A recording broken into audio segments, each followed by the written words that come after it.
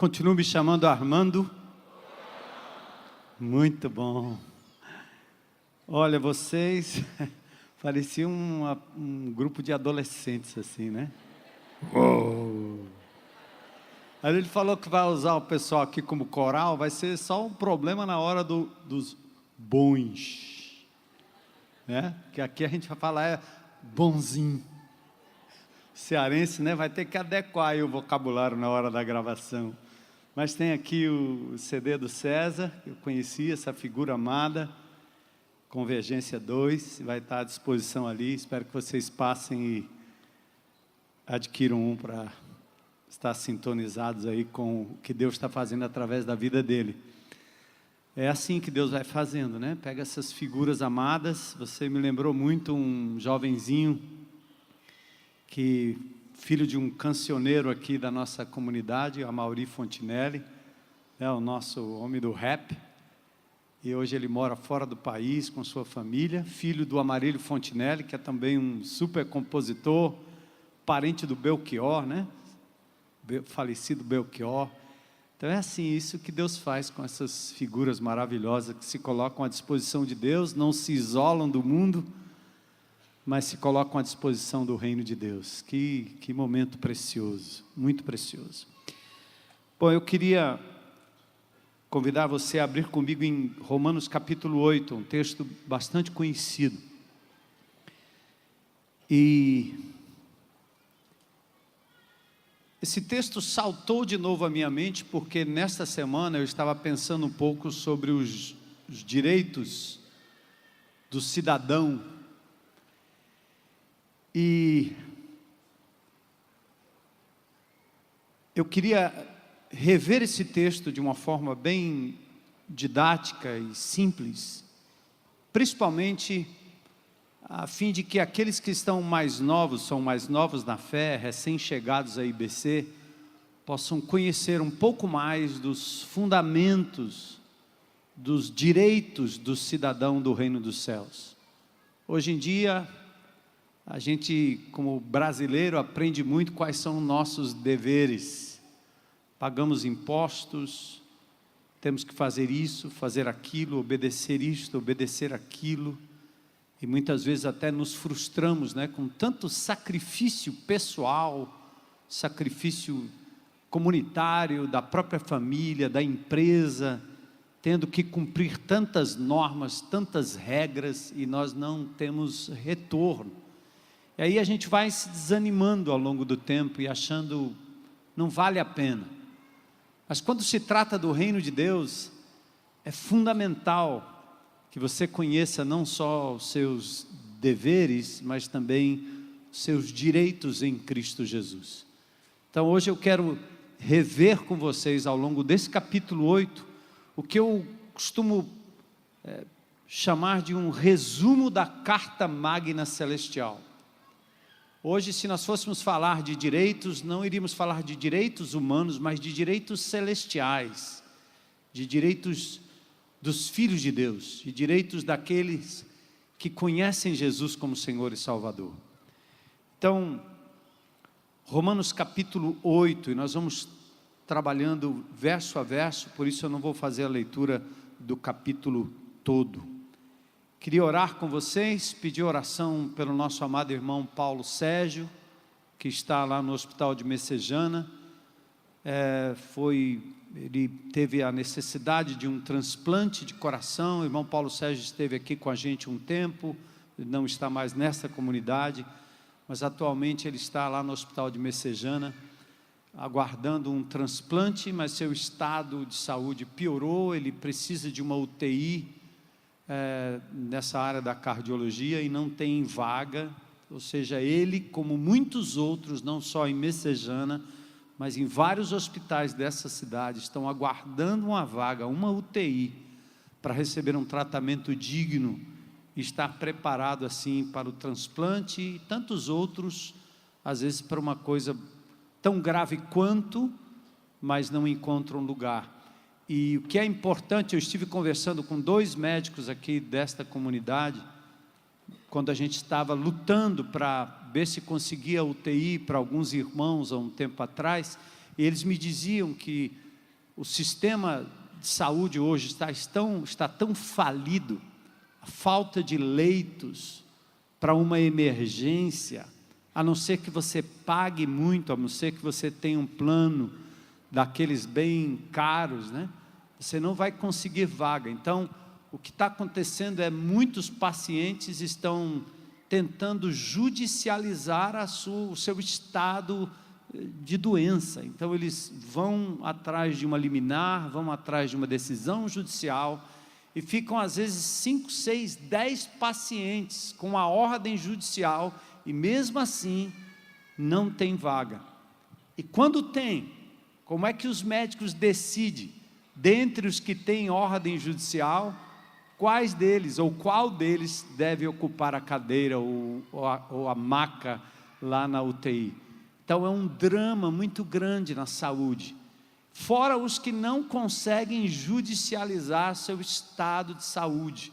Estes aí, então, ficam completamente largados nos corredores dos hospitais. Então, nosso irmão Paulo Sérgio está vivendo um drama desse. Nós queremos orar por ele e orar por tantos outros abandonados nos corredores do IJF, dos Frotinhas, do Hospital de Messejana e de tantos hospitais por aí, exatamente por conta de tudo que está acontecendo em Brasília, no Palácio da Abolição, no Palácio do Bispo, tudo que está acontecendo no Congresso, tudo que está acontecendo na nossa Assembleia, na nossa Câmara, homens sem alma, legislando em causa própria e matando mais do que as guerras. Como nós temos o exemplo dessa insegurança pública que está acontecendo nesse nosso estado, uma calamidade, nós estamos à mercê. No Rio de Janeiro, vocês sabem, as pessoas são baleadas dentro de casa, baleadas na escola, crianças baleadas no ventre da mamãe, uma tristeza, uma calamidade. Enquanto isso, ao mesmo tempo, nós temos a denúncia de governos que roubaram tanto, que por mais que se descubra, por mais que se vá atrás, não se consegue trazer de volta tudo que foi roubado. E enquanto isso, o povo continua jogado à deriva. Só interessa a eles, porque o nosso povo sofrido do Ceará, o povo sofrido de Fortaleza, aqui dessa periferia, hoje à tarde eu estava aqui no anel viário, um pouco mais adiante lá, e um rabecão encostando para pegar mais uma vítima das facções, mais um que foi desovado no meio do mato, e assim vai. E o governo faz de conta que está tudo bem, que está tudo calmo, e que nós vamos tentar resolver com meia dúzia de policiais em cima de uma moto, rodando para lá e para cá. Então, um estado de calamidade. O povo de Deus pode responder a isso em oração, em louvor e adoração, vivendo e praticando a paz, e quem sabe, não vai demorar muito. Eu acho que o povo de Deus tem que criar a terceira ou a quarta onda, e a gente ir para frente desses lugares, desses logradouros, onde se escondem os magistrados e políticos, e a gente parar ali em frente, para não dizer absolutamente nada, mas talvez simplesmente orar e louvar diante de Deus. Estava ouvindo o César aqui, levando essa comunidade ao louvor e adoração. Eu disse, será que esse cântico seria ouvido se nas ruas fosse cantado, né? Se nós cantássemos ali bem em frente à casa do nosso governador, para dizer, muda, muda, há esperança, muda, né? Então vamos orar por ele, orar pelos nossos governantes. E eu queria também dar uma notícia a vocês, um rapazinho que estava no centro socioeducativo, onde a nossa comunidade trabalha quase que dioturnamente, como nos presídios de Fortaleza, nós temos um trabalho intenso, uma equipe que está lá semana após semana, trabalhando com o Celebrando a Restauração. Esse menino foi resgatado de um dos centros socioeducativos, ele entregou a sua vida a Jesus, foi restaurado o seu convívio, a sua família, mas o seu currículo era um currículo de matador. A profissão dele, enquanto menino, era matar. ele tinha uma ficha enorme de mortes provocadas pela sua ação enquanto sob o tráfico, sob a droga.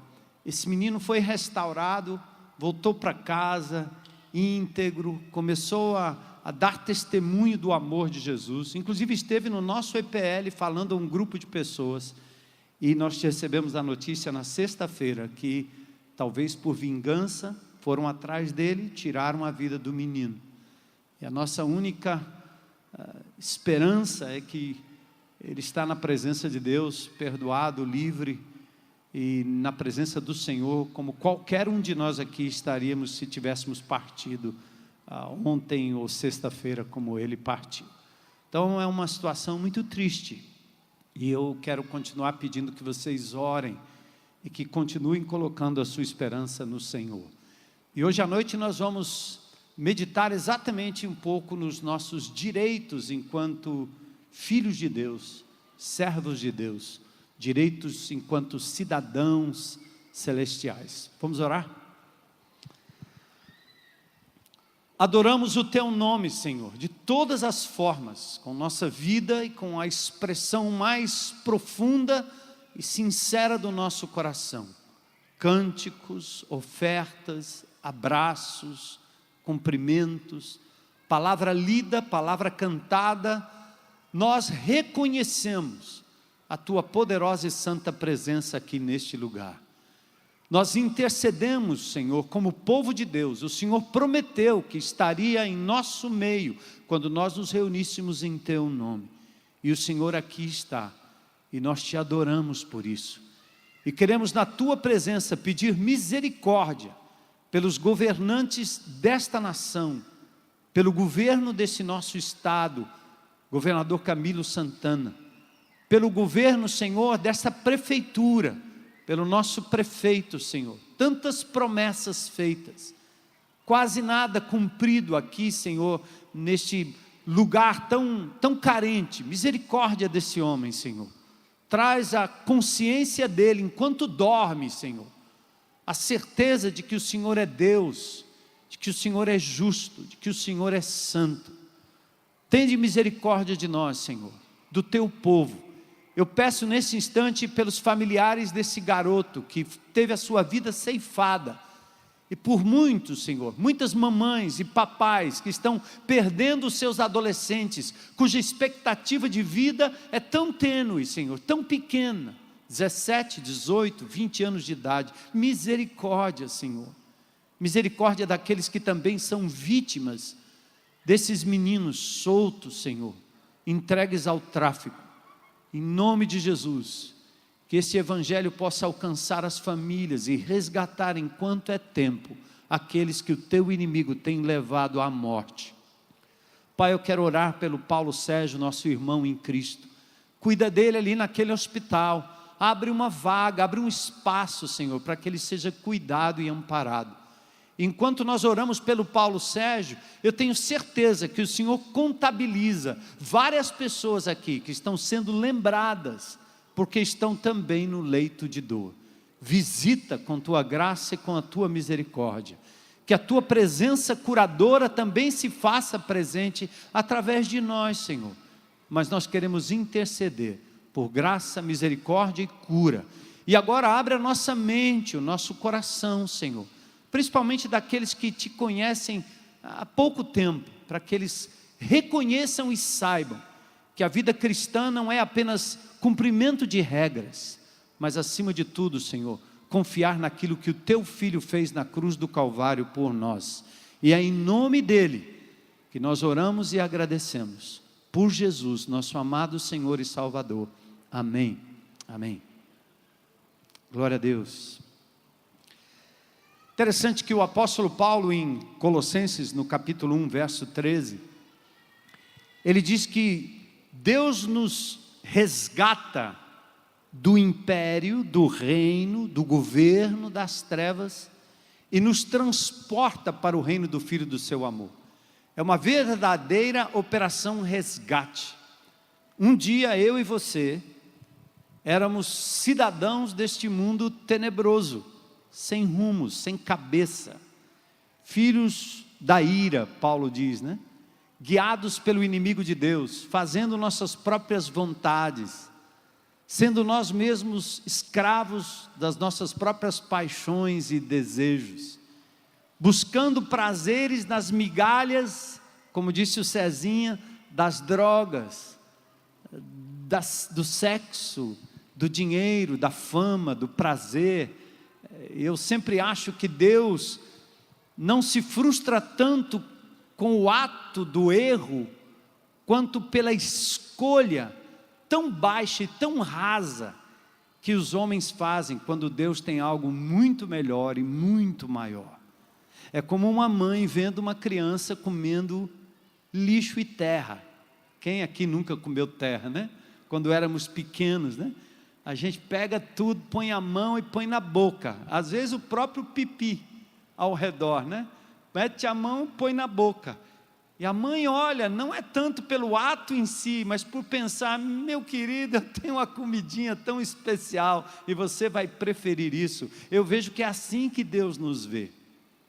Não tanto a condenação em cima do ato, não tanto a frustração pelo ato em si, mas pelas escolhas erradas, pequenas, mesquinhas, medíocres, que nós fazemos dia a dia. Mas o apóstolo Paulo diz que nós fomos resgatados de um reino para um outro reino. Aqui é uma operação resgate, novo país. Aliás, ele também diz em Filipenses 3:20, nossa cidadania está nos céus, de onde nós esperamos o nosso Senhor e Salvador Jesus Cristo. Então, neste resgate, nesse momento da minha entrega, quando isso aconteceu há pouco mais de 40 anos atrás, na minha vida, eu ganhei um novo país, um novo governo, novas leis, novas regras, novos relacionamentos, novos costumes, nova cultura, e com isso também, obviamente, deveres e direitos celestiais. Agora nós temos um problema em relação a essa coisa do direito e dever, ou deveres e direito. Como brasileiro, nós somos doutrinados ao cumprimento das obrigações, sejam elas trabalhistas, sejam elas de ordem tributária, serviço militar, tarifas públicas e outras, mas pouco sabemos sobre os nossos direitos. Por exemplo, a conhecida Lei Maria da Penha, lei de número 11.340, foi decretada, aliás, pelo Congresso Nacional e sancionada pelo presidente Luiz Inácio Lula da Silva em 2006, Lei Maria da Penha, trazendo proteção, e dentre as muitas mudanças, foi o rigor da punição àqueles que agridem mulheres, principalmente quando ocorrida dentro do âmbito familiar. Esses dias eu estava dando uma olhada em algumas coisas que são nossos privilégios e direitos, e que às vezes passa e a gente nem sabe. Eu estava pesquisando, aí eu descobri o que eu não sabia. Quando você compra uma passagem de ônibus intermunicipal ou interestadual, quando você decide que não vai viajar mais por alguma circunstância, eu já me vi correndo lá na rodoviária para ver se repasso o negócio adiante, porque eu não sabia que existe uma lei no Código de Defesa do Consumidor, que se você avisar, pelo menos até 3 horas antes da viagem, que você não vai, sua passagem fica valendo por 1 ano. Lei número 11.975 do Código de Defesa do Consumidor. Legal, né? Eu não sabia. Outra coisa, estaciono meu carro num estacionamento, tem uma placa lá dizendo, não nos responsabilizamos pelos seus pertences deixados no carro.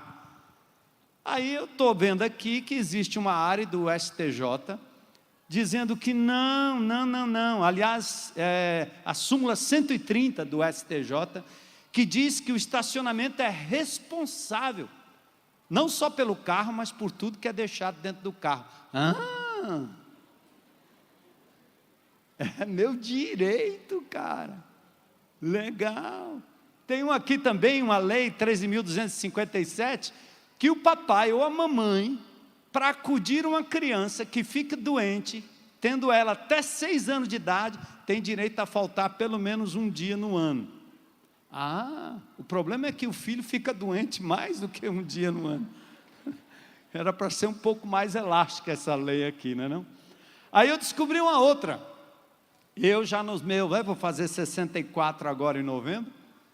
E aí eu procurando os negócios do idoso, não é não? É isso aí, idoso, tranquilo. Transporte público. Outro dia eu andei de ônibus e paguei. Burrice minha. Eu podia ter andado de graça, eu não sabia, olha aí. Ninguém me falou e eu estava me comportando como um jovenzinho, né? Não. Transporte público gratuito. Meia entrada em todos os eventos culturais de lazer e de esporte. Quem tem mais de 60 aqui? Sexagenários, levante a mão, sem medo e vergonha. E eu que gosto de competição, né? Então estou me inscrevendo em algumas competições de rally. E eu estava me inscrevendo e pagando a inscrição completa e plena, desde os meus 60 anos. Aí eu escrevi um e-mail para todos os dirigentes dessas grandes competições, né, nacionais, nordeste, aqui da região Nordeste e do Estado. Eu disse: ei, eu tenho direito a meia. E antes que eu peça para você me devolver tudo que eu paguei nos 3 anos, é melhor você não questionar. A lei. Aí pronto, eles disseram não. Aí um lá disse assim: enquanto eu for o diretor, você pagará meia. Eu pensei comigo, fazendo média comigo, enquanto eu for diretor. É meu direito, cara. Não tem nada a ver, você está me fazendo favor nenhum, não é não? É assim. Por que isso é importante em termos da nossa vida cristã? É porque, como povo de Deus, nós somos induzidos pelo inimigo de Deus e por nós mesmos a sermos identificados ou a conhecer muito bem a lei do faça e não faça. Faça isso, não faça aquilo. Sabemos muito bem o que o crente deve fazer ou não deve fazer. Nós nos caracterizamos tanto pela lei, que eu me lembro na época que eu não era convertido, quando um crente vinha falar comigo sobre o Evangelho de Jesus, ele dizia logo, como ele conhecia a minha vida torta, ele logo ia dizendo: olha, você não pode, Deus não quer que você faça isso, Deus não quer que você faça aquilo, Deus quer que você faça assim, Deus quer que você faça assado. E muitas vezes eu pensava na minha cabeça: cara, é muito complicado ser crente, porque se eu tiver que parar tudo isso e começar a fazer tudo isso que eu nunca fiz, não vou conseguir nunca. Estou fora, não vai dar certo. Porque essa de novo é uma espécie de uma cultura evangélica. Tanto ela aparece na pregação do Evangelho, quanto ela aparece na nossa própria convivência. Ou seja, nós somos especiais. Eu recebo ainda gente me mandando e-mail, perguntando se o crente que não guarda o sábado perde a salvação. Ele está preocupado, porque alguém disse que se ele não guardar, se ele não fizer... Essa semana eu sentei num cartório para assinar uns documentos, e a menina descobriu que eu era pastor, e logo veio com as perguntas. Mas e se o crente pecar? Eu disse: e qual crente não peca? Não, mas se o crente pecar mesmo... Não entendi, eu passei 10 minutos tentando entender onde é que ela queria chegar. Dá para você falar da graça de Jesus, não? É porque nós somos assim.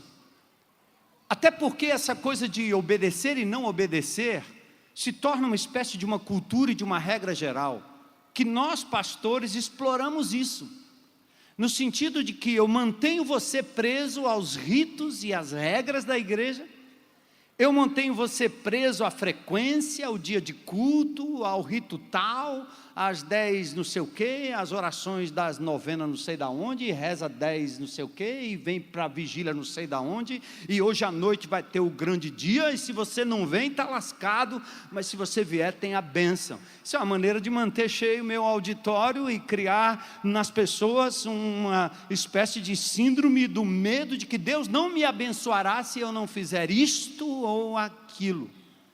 E nós vamos perdendo a noção do que nós realmente temos de direito em Cristo Jesus.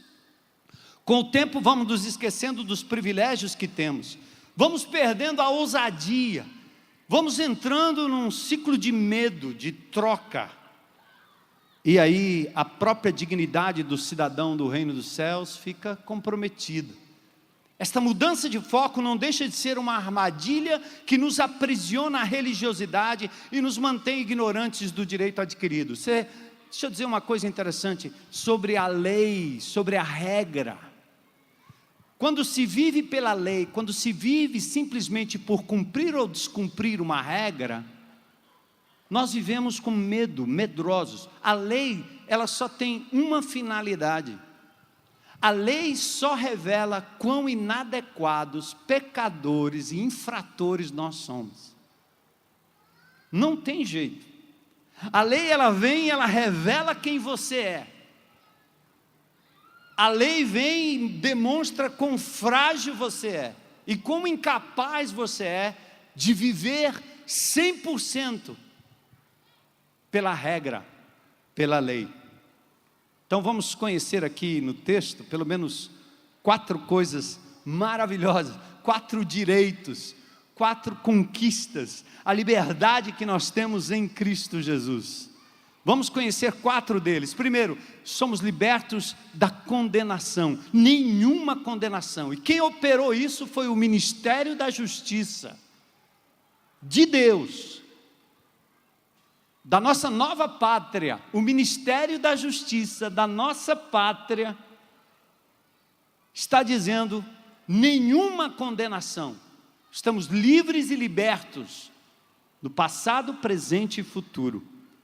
Segundo, estamos livres da escravidão, de qualquer coisa que nos prenda, de qualquer loucura, qualquer tara, qualquer vício, qualquer coisa que você possa dizer eu não consigo, não diga não consigo. Você pode dizer eu não quero, porque se você quiser, como cidadão do reino dos céus, agora você pode. É possível.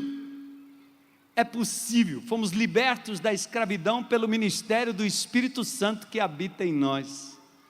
Libertos da frustração, olhando ao redor, olhando a natureza, olhando os governos, olhando tudo que acontece, nossas próprias lutas e sofrimentos. Não há porquê agora vivermos frustrados para sempre, como quem não tem esperança, como quem não sabe a explicação de tanta loucura ao redor e até em nós mesmos às vezes. A palavra de Deus, nesse resumo da Constituição, nos dá de novo a libertação da frustração pelo ministério da glória de Deus, mostrando que o que está ocorrendo aqui agora não é nada comparável com aquilo que está por vir e em breve, que você experimenta em alguns momentos aqui e agora, mas você tem a clara certeza de que as coisas não vão acabar como parece que vão terminar, porque o Senhor está no absoluto controle de tudo e de todos. E por último, a libertação do medo, pelo ministério do amor de Deus. Coisa linda, né?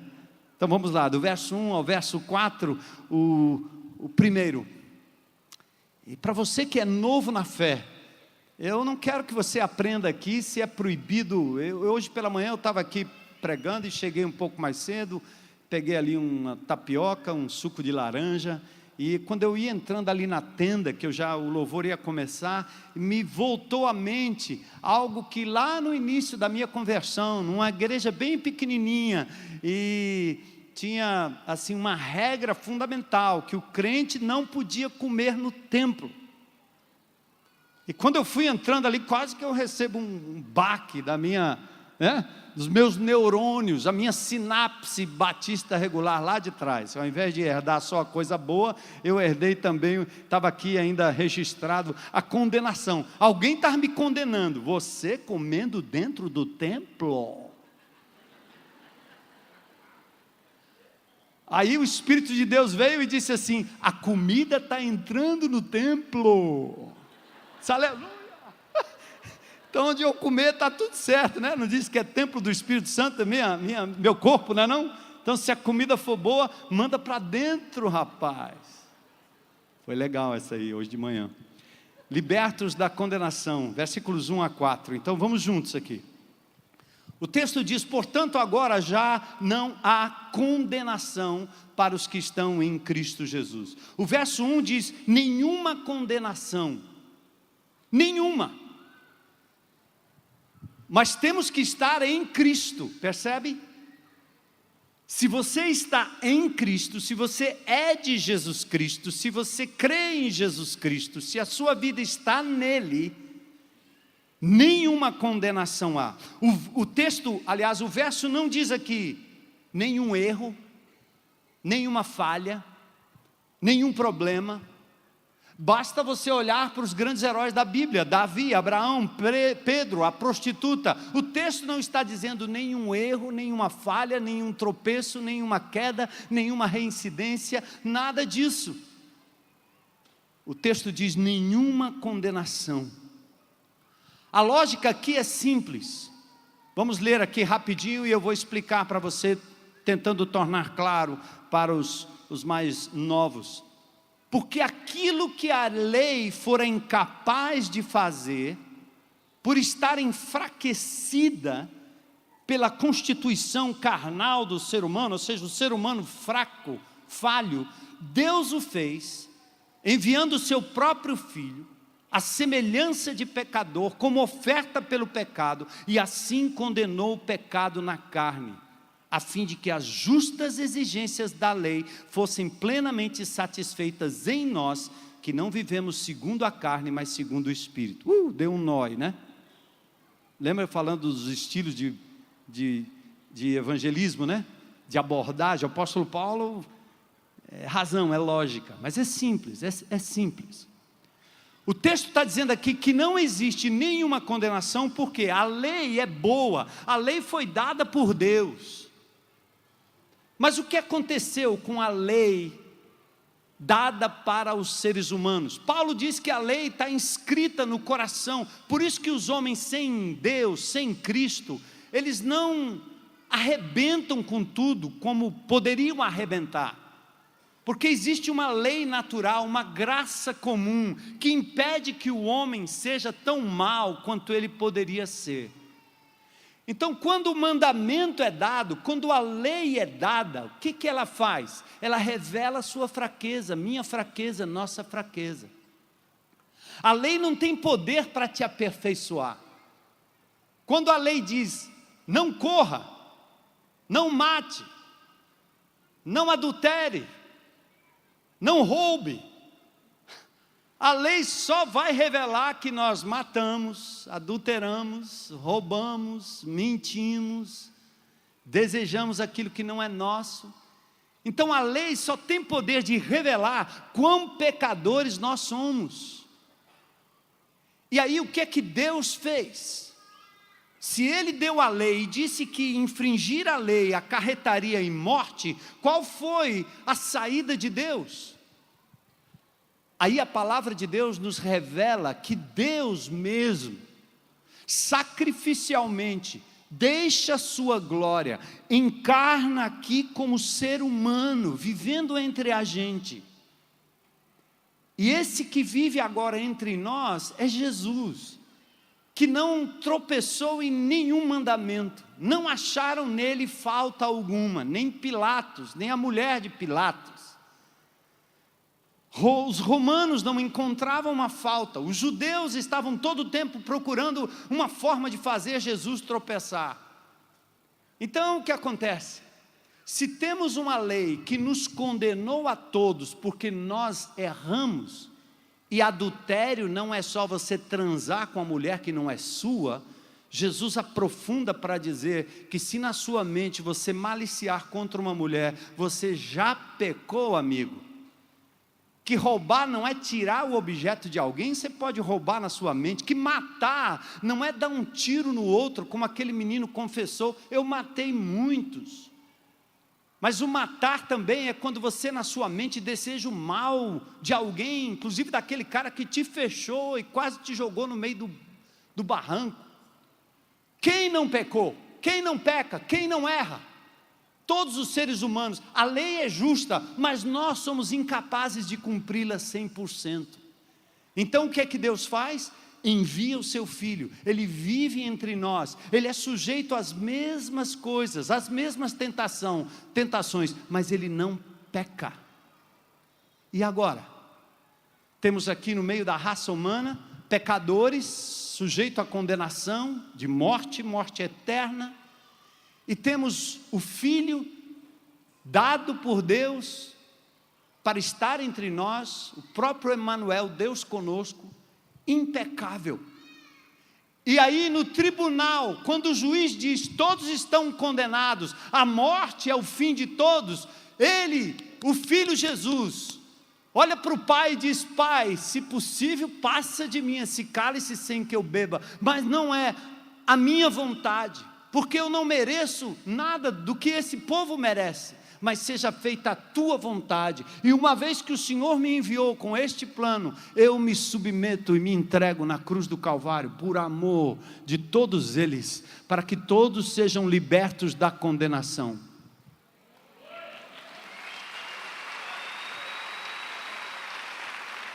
Pela cruz me chamou, gentilmente, me atraiu. Entende aí o que é que está acontecendo? Aí em Cristo Jesus, eu estou livre, não existe mais nenhuma condenação. Sabe o que Deus fez? Ele veio aqui como num grande presídio, abriu as portas do presídio, e como santo juiz, Ele deu a cada um de nós o atestado de liberdade, não há mais condenação.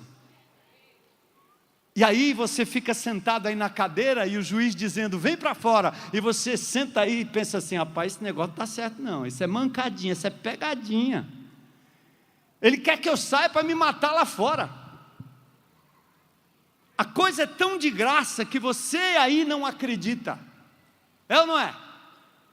Porque você está afim de outra coisa. Você não apenas não acredita no que Deus fez, como você é orgulhoso o suficiente e você quer pagar por aquilo que Jesus fez na cruz do Calvário. E Deus diz, vem meu povo, saiam livres. Portais abertos, celas abertas, venham, nenhuma condenação há para todo aquele que estiver em Cristo Jesus. Aí não só vocês, nós como seres humanos não acreditamos, como a religião, seja católica, seja espírita, seja evangélica, vai pregar para você isso. Você quer ser livre? Faça boas obras, faça o bem, dê esmolas, pague o que você fez de errado. Se não conseguir pagar nessa, paga na outra encarnação. Paga depois paga depois. Você vai continuar pagando, meu filho, certo? Você vai perder se você não for fiel, não der o dízimo, se você não orar bastante, se você não praticar os mandamentos, pronto, ele começa a condicionar a sua saída, quando você não conhece o direito daquele que está em Cristo Jesus, e a declaração divina é que me importa diante de principados e potestades, diante da minha própria dúvida, diante da religião que eu frequento. O que importa é o que Deus disse, nenhuma condenação há para os que estão em Cristo Jesus. Amém?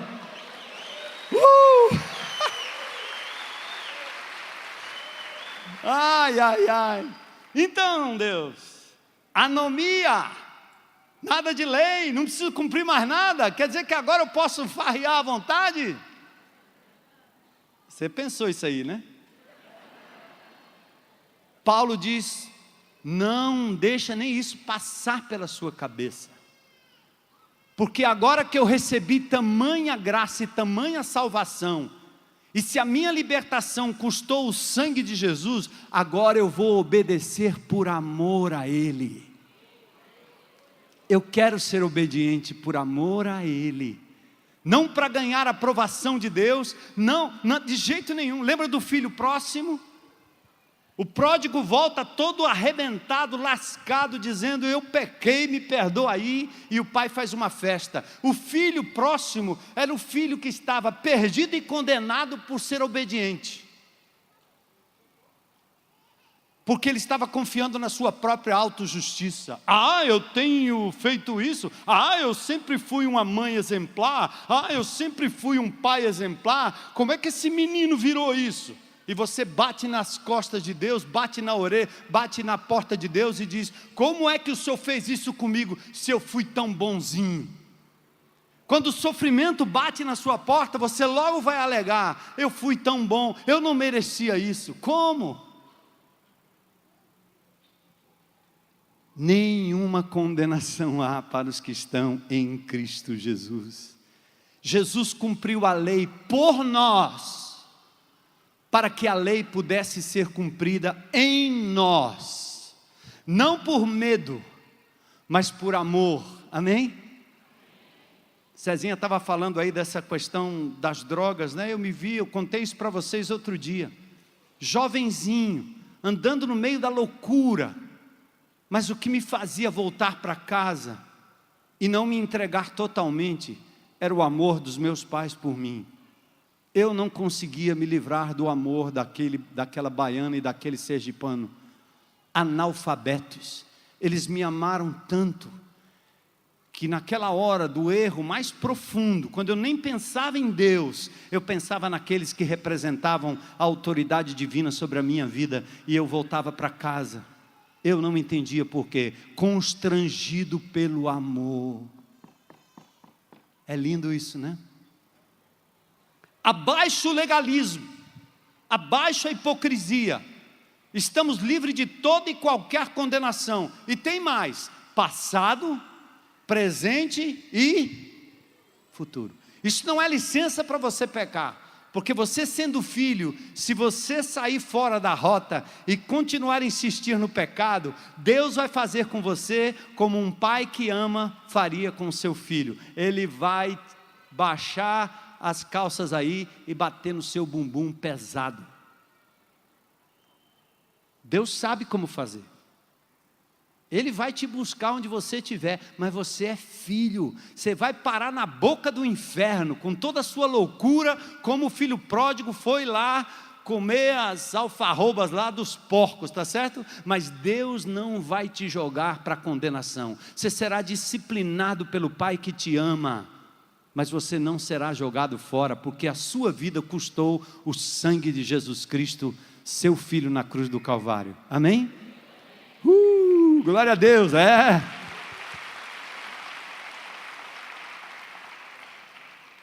Libertos da escravidão, pelo Espírito de Deus. Aqui a presença do poder do Espírito em nós, que garante vida de vitória sobre as nossas inclinações, os nossos desejos mais íntimos, que a Bíblia chama de inclinações da carne, paixões mundanas. Aqui é bem simples. O que vive segundo a carne tem a mente voltada para a carne, por aquilo que a carne deseja. Quem vive segundo os seus próprios desejos, suas taras, suas loucuras, que sempre passa do limite. Aliás, pecado nunca é uma coisa horrível em contraste com a coisa boa. É a coisa boa levada a excesso. Dinheiro levado no excesso. Comida levada no excesso. Sexo normal, sem o qual nós não estaríamos aqui. Papai e mamãe fizeram sexo, eu nasci. Mas quando aquilo que Deus dá como coisa boa é colocada nas mãos de um indivíduo que não tem conexão com Deus, vira uma droga, vira uma doença. A ira, a indignação, normal. Mas quando aquilo ultrapassa a medida e você passa a ser o julgador, o juiz, o irado constante, passou do limite. Então o que esse texto aqui está dizendo agora é que nós estamos livres finalmente de uma escravidão pela presença do Espírito em nós. É simples. Tem um texto de Romanos 7 que eu não vou declinar aqui agora, e muitos intérpretes, ao meu ver, fazem uma exegese um pouco equivocada desse texto, uma interpretação equivocada de Romanos 7. Quando o apóstolo Paulo está descrevendo em Romanos 7, que aquilo que ele gostaria de fazer, ele não fazia, né? O bem que eu não quero, esse eu faço. E o mal, né? O mal que eu não quero, esse aí eu não faço. Então é assim, é uma contradição. O que ele está dizendo é: eu tenho desejo, eu tenho vontade, esse eu não faço. Mas o que eu não quero, eu acabo fazendo. Ou seja, na mente ele sabe que é errado. Quando você trai, quando você adultera, quando você entra na internet, quando você está lá usando a pornografia, usufruindo da pornografia, quando você está no zap lá falando com alguém que não é alguém que Deus colocou na sua vida como sendo seu parceiro, sua parceira, você sabe que está errado, tanto que faz escondido, tanto que faz no escuro, faz à noite, ou se dopa ou se droga para fazer. Mas o que acontece? Quando você não era cidadão dos céus, você tinha consciência, por vezes, de que aquilo era errado, mas você não tinha poder para dizer não. Aquilo ia te conduzindo, e você se tornou um escravo. Escravo de coisas que começaram até, ou poderiam ser coisas boas, que se tornaram erradas na medida que você usou no contexto, na hora, no momento, ou com a pessoa errada. Você se tornou escravo da comida, do dinheiro, do poder, escravo do seu próprio corpo, da droga, da bebida, dos amigos, do lazer, do sexo. Você se tornou escravo. Você quer sair e não consegue. Paulo está descrevendo em Romanos 7 a época em que ele estava debaixo da lei, como fariseu dos fariseus, antes de ter um encontro com Jesus no caminho de Damasco. Paulo estava dizendo: a lei era boa, eu é que não prestava. E quando eu queria fazer uma coisa que era certa, eu não conseguia. Quando eu queria parar de fazer algo errado, eu também não tinha forças. Eu estava escravizado, escravo do pecado. O que aconteceu? Na cruz do Calvário, quando o Espírito de Deus passou a habitar a minha vida, agora eu não estou mais preso ao fruto da carne, dos meus desejos carnais, mundanos, mas eu agora estou sendo guiado, habitado, guiado pelo Espírito Santo de Deus.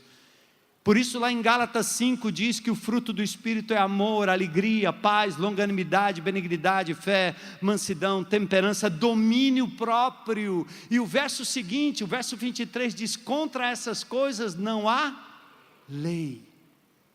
Ou seja, agora, se eu quiser dizer não para o amante, para a amante, para a droga, para a mentira, eu agora posso dizer: não, eu não preciso.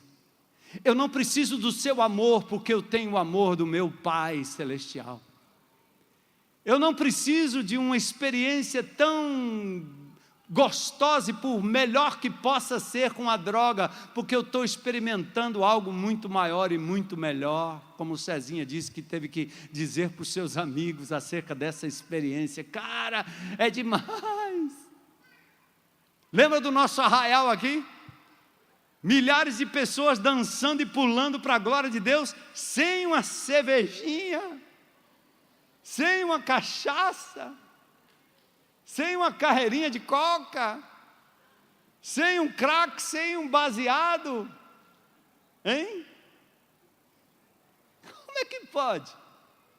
Porque nós estamos cheios, empoderados, habitados pelo Espírito Santo de Deus. Aleluia, né? Glória a Deus. Então veja lá, e aí tem uma coisa muito simples, que eu uso muito às vezes em aconselhamento, quando eu converso com pessoas, e você deve pensar isso também. Antes de conhecer Jesus, você pode dizer assim: eu queria me livrar disso, pastor, mas eu não consigo. É isso que dizem os presidiários, os meninos da rua, alguns amigos que eu tenho, mesmo da elite fortalezense. E aí você tem que falar que só um poder superior, que é Jesus Cristo, tem poder para libertá-lo e ajudá-lo a se livrar. Mas quando você é crente em Cristo Jesus, por favor, não diga: eu queria me livrar dela, mas eu não consigo. É melhor você ser honesto e dizer: eu queria me livrar dela, mas não, na verdade eu não queria me livrar dela. Certo? Porque se você quer em Cristo Jesus, você pode, você consegue, é possível, porque Ele nos libertou desta algema maldita, do pecado, dos vícios e de tudo aquilo que nos acomete ou nos acometeu enquanto nós não tínhamos Jesus. Amém? Glória a Deus. Entretanto, vocês não estão mais sob o domínio da carne, mas do Espírito. Podem ler depois até o verso 11. Os que possuem o Espírito têm exatamente essa evidência da conversão. Ele se torna templo do Espírito, selado pela redenção. Temos agora uma nova natureza, uma nova vida. Somos coparticipantes da natureza divina. Os que são possuídos pelo Espírito são guiados por Ele, são adotados na família de Deus, são herdeiros como filhos. Então a pergunta é simples: você está vivendo de acordo com que cidadania? Se você é um cidadão dos céus, qual o seu status? Como é que você está vivendo hoje? Qual é a sua herança? O que você tem realmente reivindicado de Deus diante da tentação, diante das ofertas, diante das suas próprias dúvidas? Fomos libertos do jugo do pecado e não há mais razão para vivermos como se dele fôssemos escravos.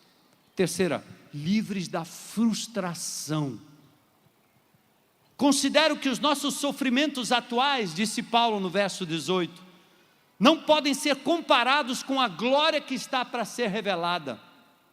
A natureza criada aguarda com grande expectativa que sejam revelados os filhos de Deus, porque a natureza, olha gente, natureza, as plantas, as árvores, os animais, nos céus, os planetas, a nossa atmosfera, o nosso ar, os rios, a natureza, ela está submetida a uma futilidade, não porque ela escolheu, mas por conta do pecado, por conta daquele que a sujeitou, seja o inimigo de Deus, sejam os instrumentos do inimigo de Deus, para destruir as árvores, destruir as águas, poluir as águas. E diz o texto que a própria natureza geme, aguardando a redenção dos filhos de Deus. A natureza, o homem, o próprio Deus, estão sofrendo como resultado do pecado da raça humana. Há neles um gemido frustrante. Mas há também uma esperança e uma visão da glória que há de ser revelada em nós. Os gemidos da criação estão aguardando a glória dos filhos de Deus. Aí, irmãos, vamos descer aqui, baixar agora aqui para a terra. Sabe quem deveriam ser os melhores ecologistas do mundo? Os crentes. Quando eu vejo um irmão em Cristo jogando uma latinha de Coca-Cola pela janela do carro, eu fico pensando, meu Deus, ele poluiu o corpo e agora está poluindo o planeta. Ele está fazendo aquilo que o diabo quer. Ele está fazendo aquilo que os filhos das trevas fazem normalmente, jogam sujeira em todo canto. Mas o texto bíblico diz que nós estamos libertos disso. E a liberdade nossa é tanta que ele disse, a glória está para ser manifestada. A natureza sabe que um dia os filhos de Deus reinarão sob o domínio de Jesus, e a natureza voltará a viver como foi lá no Éden, sem sofrimento. Mas meu irmão, o reino de Deus pode ser antecipado aqui e agora. Cuide bem da plantinha, cuide bem da água, não desperdice. Seja um ecologista de primeira linha. Eu descobri esses dias que o Greenpeace nasceu de um movimento evangélico protestante. Saem pelo mundo inteiro protestando contra aquilo que vai trazer prejuízo ao planeta. E nós? O que você faz com o seu guardanapo, com sua garrafinha d'água? Joga no chão, passa por ela, não vê nada, não limpa, não ajunta, não ajusta. Óbvio que a primeira parte do versículo nos interessa muito mais, né? Quando o texto diz que os sofrimentos que nós passamos agora, o meu sofrimento, o seu sofrimento, não tem a ver com o fato de Deus estar lhe abençoando ou não. Jesus já avisou, no mundo vocês vão ter aflições, porque vocês não pertencem a este mundo. É difícil viver nesse mundo mal, mas Ele está dizendo, todo e qualquer sofrimento que você esteja passando aqui e agora, principalmente se for por conta do nome de Jesus, ou por viver como um cidadão do reino dos céus, este sofrimento não é nada comparado com a glória que está para ser revelada em nós. A gente tem esperança, hein? Qual é o seu partido? Partido, cara? Eu sou do outro mundo, lá já elegemos o nosso rei, nosso presidente está eleito, cara. Desde a fundação do mundo, você está por fora, hein? Qual é a sua constituinte? É a palavra de Deus. Qual é o resumo da minha constituinte? É Romanos capítulo 8, cara. E o que está acontecendo aí? Você vai fazer o quê, hein? Eu vou continuar orando, tendo esperança, participando ativamente na pacificação, nas virtudes do Espírito, mas eu sei que não é homem que vai resolver isso, é Jesus, o meu Senhor, que um dia voltará para estabelecer o seu reino de justiça. Eu creio nisso, amém? E por último, libertos do medo. Medo. Quem é que não tem medo? Medo do amanhã, medo do futuro, medo da doença, medo da zika, medo da chikungunya, medo de assalto, medo do bandido, medo de morrer, medo de ficar velho, medo de ser esquecido, medo de ser abandonado, medo. Agora, depois que fomos livrados de qualquer condenação, somos livrados ou livres da escravidão, da frustração, agora resta o medo, medo da separação, medo de que algo, alguém ou até mesmo nós, pelo nosso pecado, nos separe daquilo que alcançamos diante de Deus. Atentem, irmãos em Cristo Jesus. O que você vai fazer daqui em diante, seja o que for, jamais lhe separará do amor de Deus que está em Cristo Jesus. Quando aquela menina me perguntou, e se ele pecar mesmo? Deus vai cuidar do pecado dele, Deus vai cuidar da vida dele. O apóstolo Paulo disse que aquele indivíduo que estava cometendo incesto lá em 1 Coríntios, em 2 Coríntios ele é restaurado, mas em 1 Coríntios o apóstolo Paulo diz, identifica esse irmãozinho aí, amado, tira ele da comunhão, entrega ele para o inimigo de Deus sapatear no corpo dele, que ele vai aprender, mas o espírito dele será salvo no dia do Senhor. O que Deus está dizendo é, você pode mexer no corpo dele, mas não mexa com ele. Lembra de Jó? Satanás pede licença e diz, deixa eu mexer com ele, porque ele está muito bem, ele tem tudo, e desse jeito aí é fácil louvar a Deus. O que é que Deus diz? Mexa com ele, mexa com o que ele tem, mexa com o corpo dele, pode mexer, mas com a vida dele não, a vida dele me pertence. Então os meus e os seus sofrimentos, sejam eles consequências dos nossos próprios erros, de qualquer ação do inimigo de Deus, que você não está isento, nem eu estou isento. É bom que você saiba, nada disso pode te separar do amor de Deus que está em Cristo Jesus. Por isso que João diz, o amor lança fora o medo. Uma criança só anda num quarto escuro se o papai pegar na mão. eu virava um super-herói quando meu pai, um sergipano de 1,60 m, estava do meu lado. Eu já contei para vocês, eu ficava muito macho. Quando eu estava sozinho, eu ficava macho se eu estava armado. Quando eu estava sozinho, se eu estava com a minha gangue, com a minha turma, eu ficava muito macho. Mas se o negócio apertasse, eu saía correndo e voando. Mas com o meu pai do meu lado, pense como eu ficava macho. Vem agora. Olha aí quem está comigo. Por que eu fazia isso? Meu pai me amava incondicionalmente, ele daria a vida dele por mim, ele faria tudo por mim, e é por isso que nada nos separa do amor de Deus que está em Cristo Jesus, amém?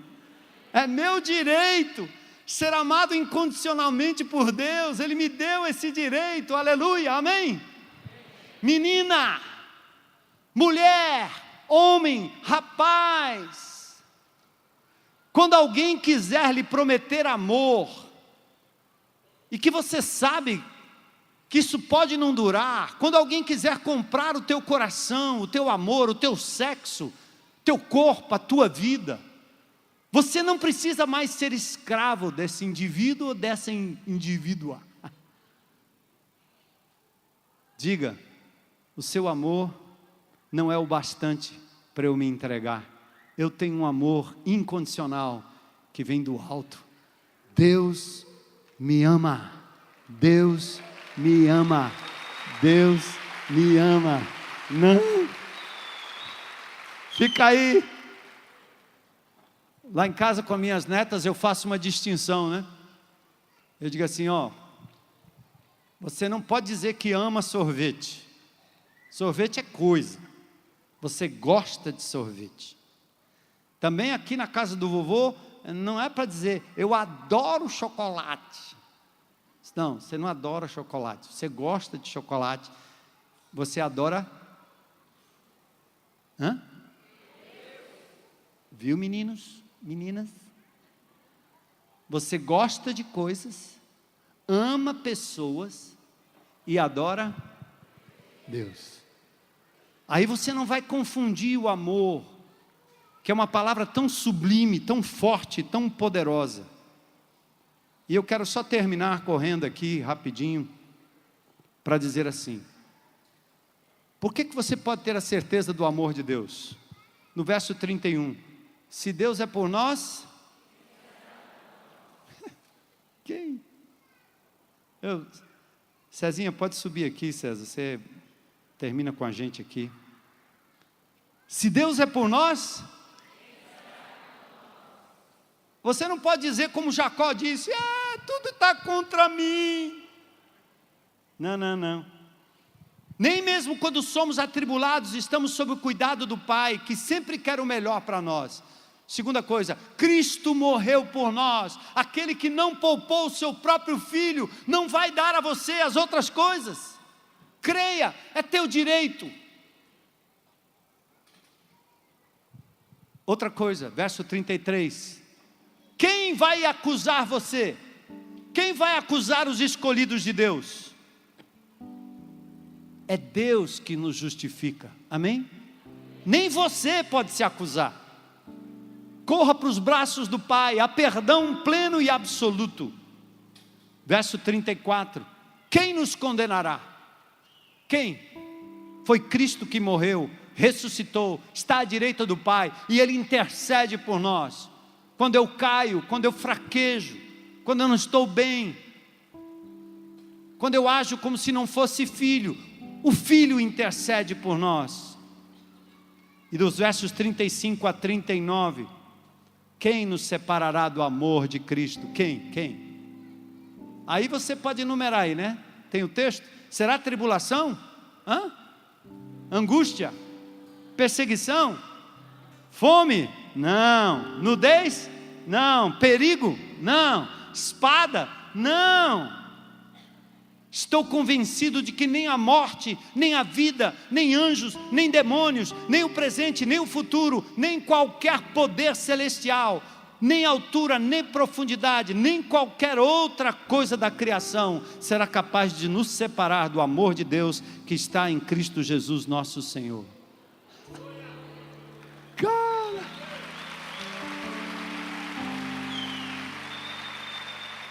ó, e o que é legal termina assim, ó.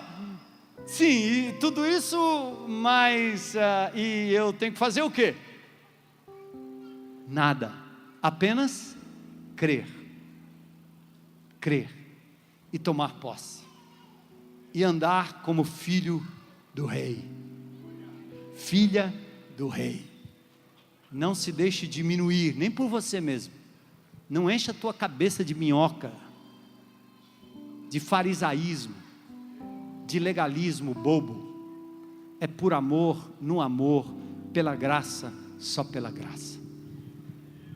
Pausa só um minuto, eu quero perguntar se tem alguém aqui hoje à noite que talvez nunca tomou uma decisão de entregar sua vida, seu passado, suas lutas, seus erros, sabendo que chegando diante de Deus, você tem coisa para resolver com Ele, mas sabe de uma coisa? Ele é poderoso para te perdoar integralmente, porque Cristo morreu por você, está aqui, foi dito bem claro. Nenhuma condenação há para os que estão em Cristo Jesus, mas você precisa crer, você precisa aceitar, você precisa dar um passo em direção a Ele. Quantos aqui hoje à noite, talvez lá na internet ou lá na tendinha, gostariam de dizer: eu quero Jesus como meu Senhor e meu Salvador, aleluia. Vem, glória a Deus, glória a Deus, glória a Deus, glória a Deus. Mais alguém? Mais alguém? Coragem para fazer como esse? Sai do seu lugar e vem, vem. Vem aqui, vem. Hoje pode ser o dia da sua libertação. Chega de lutar sozinha contra os pecados, as lutas, as coisas que só você sabe. Vem, vem. Sai do seu lugar aí, vem aqui à frente. Glória a Deus. Isso. Coragem para dizer: eu quero Jesus, quero essa libertação em Cristo Jesus, aleluia, glória a Deus. Isso, junte-se a esses, glória a Deus. E o povo de Deus? E o povo de Deus? Qual a sua resposta a esta revelação maravilhosa? Vá para casa, medite nesse capítulo, medite naquilo que Deus falou com você hoje à noite, e abandone todos os rudimentos fracos da lei, não para viver como se não tivesse lei, mas para obedecer por amor àquele que cumpriu a lei por nós. Nada nos separará do amor de Deus, nada pode tirar aquilo que Jesus conquistou na cruz do Calvário, pleno perdão, plena salvação, plena justificação. E é por isso que nós vamos celebrar esse Senhor maravilhoso, abrindo essa semana na presença dEle, como cidadãos do reino de Deus, e agora aplaudindo esse amado Deus, capaz de resgatar vidas e trazer pessoas para o seu reino. Deus abençoe.